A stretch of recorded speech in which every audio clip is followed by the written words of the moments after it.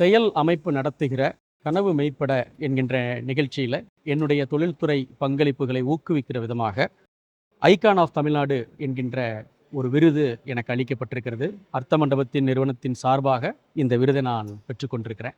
இன்று அதீத வேகத்தில் எடிட் செய்யப்பட்ட வீடியோக்களை தொடர்ச்சியாக பார்க்கறதுனால, அளவுக்கு அதிகமான வெப் சீரிஸ்களை அக்சஸ் பண்ணுறதுனால நம்முடைய மூளையினுடைய முன்பகுதி ப்ரீ ஃப்ரண்டல் கார்டெக்ஸ் என்று ஆங்கிலத்தில் சொல்லுவாங்க, அதில் சிதைவுகள் ஏற்பட ஆரம்பிச்சிருக்கு. ஆங்கிலத்தில் அதை பிரெயின் ராட் என்று சொல்லுவாங்க. 2024ஆம் ஆண்டினுடைய ஒரு ஆங்கில வார்த்தையாக ஆக்ஸ்போர்ட் பல்கலைக்கழகம் இந்த பிரெயின் ராட் என்கின்ற வார்த்தையை தான் அறிவிச்சாங்க. இந்த பிரெயின் ராட் என்ன விதமான பாதிப்பை ஏற்படுத்துதுன்னா, ஒரு விஷயத்தை ஆழ்ந்து கவனிக்கிற, ஒரு விஷயத்தில் முடிவெடுக்கிற, ஏதேனும் ஒன்றை வாசித்து புரிந்து கொள்கிற, ஏதேனும் ஒன்றை கவனிக்கிற திறன்கள் 30% நமக்கெல்லாம் குறைஞ்சிருக்குது என்று ஆய்வுகள் சொல்லுது. மூளை நரம்பியல் நிபுணர்கள் அவர்கள் எடுத்த ஆய்வுகள் சொல்ற விஷயம் அது. அதை விட முக்கியமான அபாயம் என்னன்னா, இன்னொருவனுடைய சூழ்நிலையை புரிஞ்சிக்காம சிறிதளவு கூட எம்பதி இல்லாம நடந்துக்கக்கூடிய போக்கு இந்த பிரெயின் ராட்னால அதிகரிச்சிருக்கு. நாம எடுக்கக்கூடிய அரசியல் முடிவுகள் நம்முடைய கல்வியை,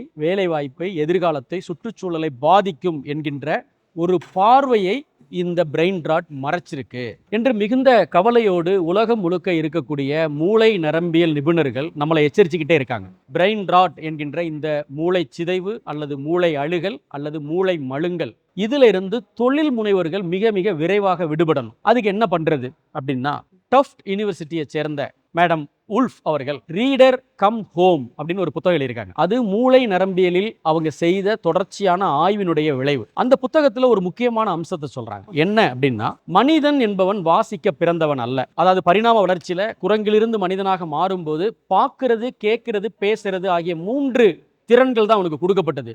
வாசிக்கிறது என்கின்ற ஃபேக்கல்டி வெறும் 6000 ஆண்டுகளுக்கு முன்பு மொழியும் அதற்கான அர்த்தங்களும் உருவாகி வரும்போது தான் உருவாக்கிக்கிட்டது. ஆகவே அது மனிதன் தானே முயன்று உருவாக்கி கொண்ட ஒரு திறன். இந்த பிரெயின் ராட்டிலிருந்து விடுதலை ஆகிறதுக்கு ஒருவர் ஒரு நாளைக்கு 45 நிமிடங்கள் புத்தகங்களை படிச்சு அடிக்கோடிட்டு குறிப்புகள் எடுத்து தாம் படிச்ச புத்தகத்தை அதை ஒரு சம்மரியாக எழுதுறாங்க என்றால், ஒரு 45 மினிட்ஸை தொடர்ச்சியாக கடைபிடிக்க முடியும், ஒரு ரிச்சுவலா அதை செய்ய முடியும் என்றால், இழந்த திறனை, அதாவது GPA என்ற கல்வியாளர்கள் சொல்லுவாங்க, கவனத்தில் ஏற்பட்டிருக்கிற வீழ்ச்சி 30% வீழ்ச்சியை இந்த வாசிப்பின் வழியாக மீட்ட முடியுன்றாங்க. அதை உத்தேசமா சொல்லல, ஆய்வுகள் அடிப்படையில் சொல்றாங்க. என்ன ஆய்வு அப்படின்னா, ஒரு விஷயத்தை நாம படிக்கும்போது மூளை 4 வேலைகளை செயற்கையா செய்யுது. ஒன்று, கண் எழுத்துக்களை பார்க்குது. மூளையினுடைய ஒரு பகுதி அந்த எழுத்துக்கு ஒரு அர்த்தத்தை கொடுக்குது. மூளையினுடைய இன்னொரு பகுதி அந்த அர்த்தத்துக்கு ஒரு ஓசையை கொடுக்குது. மூளையினுடைய இன்னொரு பகுதி இது அத்தனையும் சேர்த்து ஒரு கற்பனையிலே அல்லது கனவுல அதை விரிச்சிக்கக்கூடிய ஒரு ஆற்றலை கொடுக்குது.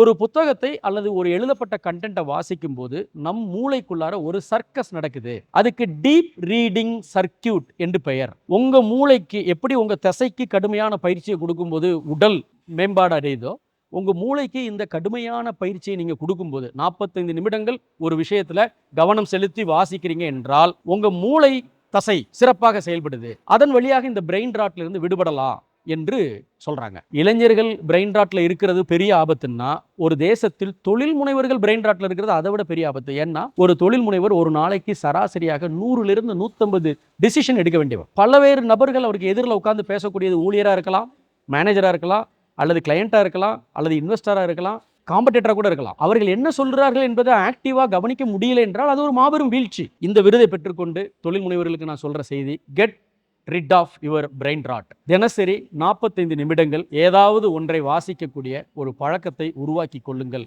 அப்படிங்கிறது தான் என்னுடைய செய்தி. இந்த விருதுக்காக செயல் அமைப்பையும் என்னுடைய நண்பர் வெங்கடேசன் அவர்களையும் மனதார நான் பாராட்டுகிறேன்.